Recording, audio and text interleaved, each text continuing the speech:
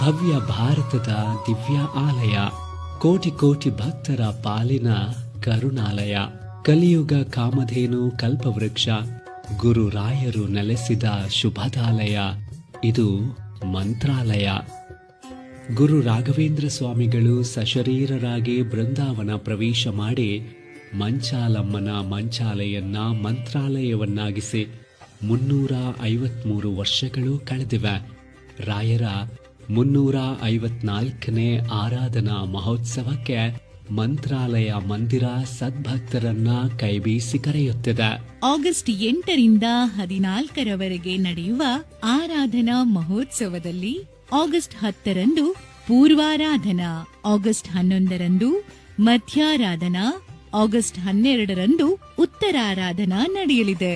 ಪ್ರತಿದಿನವೂ ರಾಷ್ಟ್ರ ಪ್ರಸಿದ್ಧ ಕಲಾವಿದರಿಂದ ಸಂಗೀತ, ನೃತ್ಯ, ಪ್ರವಚನದಂತಹ ಸಾಂಸ್ಕೃತಿಕ ವೈವಿಧ್ಯಗಳು ಜರುಗಲಿವೆ. ಈ ಎಲ್ಲ ಭಕ್ತಿ ಶ್ರದ್ಧೆಯ ಕಾರ್ಯಕ್ರಮಗಳನ್ನು ರಾಯರ ಯತಿಕುಲ ಪರಂಪರೆಯನ್ನು ಬೆಳಗುತ್ತಾ ರಾಯರ ಮಂತ್ರಾಕ್ಷತೆಯ ವರಪ್ರಸಾದವನ್ನು ಭಕ್ತರಿಗೆ ತಲುಪಿಸುತ್ತಾ ಮಂತ್ರಾಲಯ ಮಠದ ಪೀಠಾಧಿಪತಿಗಳಾಗಿ ಧರ್ಮೋತ್ಥಾನ ಮಾಡುತ್ತಿರುವ ಪರಮ ಪೂಜ್ಯ ಸುಬುಧೇಂದ್ರ ತೀರ್ಥ ಶ್ರೀಪಾದಂಗಳವರ ಮಾರ್ಗದರ್ಶನದಲ್ಲಿ ನಡೆಯಲಿದೆ.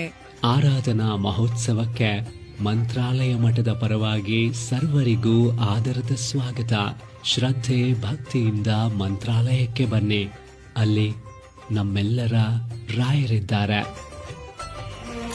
ರಾಘವೇಂದ್ರ ಗುರು ರಾಘವೇಂದ್ರ ಶರಣಾದೇಂದ್ರ ಪಾದಕ್ಕೆ ಭಕ್ತರ ಹೃದಯೇಂದ್ರ ವರ ನೀಡೋ ವರದೇಂದ್ರ ಮಂತ್ರಾಲಯ ಚಂದ್ರನೇ. ಯತಿ ರಾಘವೇಂದ್ರ ಗುರು ರಾಘವೇಂದ್ರ ಶರಣಾದೇಂದ್ರ ಪಾದಕ್ಕೆ ಭಕ್ತರ ಹೃದಯೇಂದ್ರ ವರ ನೀಡೋ ವರದೇಂದ್ರ ಮಂತ್ರಾಲಯ ಚಂದ್ರನೇ.